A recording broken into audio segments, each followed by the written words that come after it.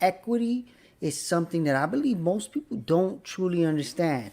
So I'm going to tell you about a story that happened to me last week, a few weeks ago.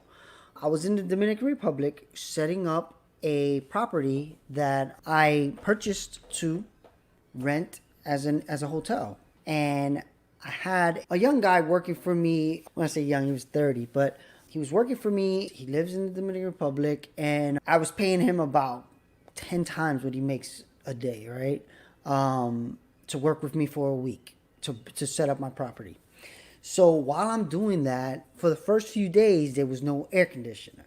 So he's in the property sweating, working on the stuff, and I'm staying in different places. So I come and I check in on him and I'm like, "Do you need help with anything?" He's like, "No, just get in the pool. Don't worry about it." And I'm looking, I'm like, "Damn, man, this, I feel crazy about the guy's working really hard and I'm in the pool." So he's like, "Don't worry about it. Don't worry about it. Just get in the pool." So I'm in the pool and I'm like looking and I see him like scrambling and stuff. And I'm like, "Damn, I feel bad. I gotta help this guy." I'm like, he's a good, like he knows how to be. He's an electrician, a carpenter. He can paint all these. He does like a bunch of different things, and I'm like, man, a guy like that could make a lot of money in America. But he's born in the Dominican Republic, so he makes $6 a day there. And I was thinking, man, this is messed up. I feel a little bit better for paying him 10 times what he gets paid, but still, it's not that much. It's a lot less than I'll be paying somebody here. So I start thinking, I'm like, man, I'm going to help this guy. I'm going to figure out how to help this guy. And I say, all right, how can I help him? So I'm thinking to myself while I'm in the pool, and I'm like, hold on. You are that guy. You just live in America. And you had to work the same way, and you just did it. You didn't do it physical labor. You did it through code and all these different things that I do. And what changed my scenario was the same way I'm looking at him and being like, damn, I got to help this guy. Rich people have felt the same way about me. I'm working hard. They're like, all right, he just doesn't have the connections to understand how wealth is really built. He's doing the rat race that they teach us. They teach you in America, but they don't really teach you the secret way of actually making money. So, but the real way is equity. It's equity. So in this whole like story, as I'm thinking about this, I'm like, all right, so how can I really help this guy?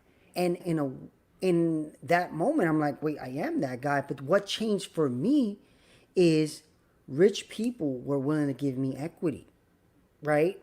So if I'm gonna act like, if I'm gonna be a rich person in that world where he lives, how would I want to be treated if I was him? And the way I would want to be treated is, if I'm gonna be a person working on your property and working on your business, I should have equity in that business. So I started to say, all right, you know what? How can I give this person equity in my business to help me with this business? Because it's in the Dominican Republic. I'm going to need people there to run it. I'm not going to live in the Dominican Republic. So how do I create an environment where it's not just some American capitalists coming and just taking advantage of the fact that in America our dollar's worth more. So when I go to the Dominican Republic, I could do more with my money, and I just take on the same role as here, because in actuality, he has as much of a chance to buy the property that I purchased as I have to buy a building in Manhattan. The situation is the same. The money's just different, right? So like the property I purchased in the Dominican Republic is a certain amount. The property in Manhattan is a certain amount. But it would take a lot for me to be able to buy a building in Manhattan the same way it would take a lot for him to buy the property I bought. So why I bring this up is because I believe the major problem in our current society, and that one is, the thing is, in the Dominican Republic, you can just see it more clearly. You can see that it's either you own or you're a slave.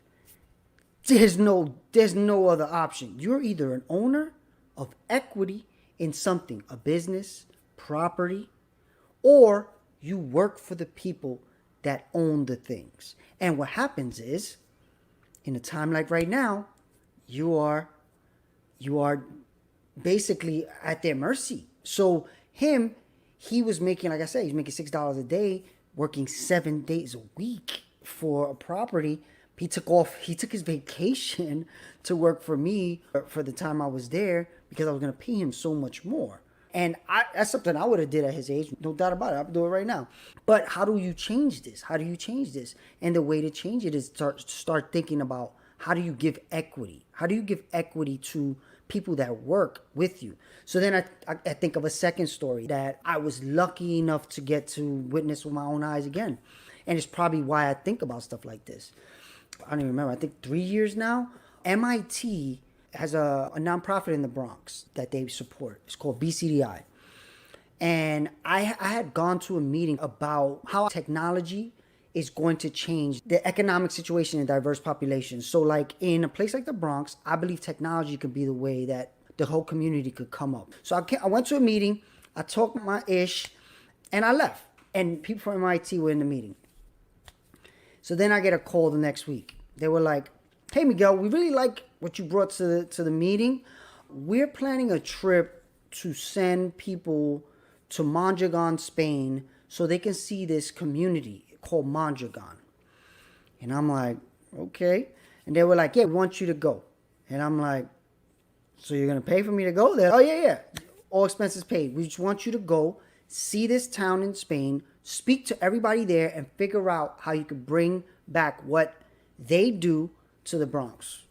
I was like, no problem. All right. So I go to Mondragon, Spain. And basically there's this town. Most people don't even know this exists. This is crazy. There's a town in Spain with 150,000 people that work at multiple companies. And that town makes $40 billion a year. And guess what? Every one of those people own equity in those businesses. They have equity in the business, they have voting rights on the business, and they work in the business. And because of that town, you could eat off the floor in this town. It was crazy. Like, Google it. I don't even know if you can find much on Google about it. I recorded a lot of stuff, but it was one of my early days of trying to do this content thing, and I messed up the audio and all that. But basically, this town in Spain they created a model called cooperative model. Was not invented by them, but what they did do was they mastered it. They were probably the biggest co-op in the world. They basically employ, over 150,000 people. Every one of them is an owner and a voting shareholder of the business. What does that mean? Equity again. What it comes back to is my original point is that town was no homeless, no crime, no problems. Why?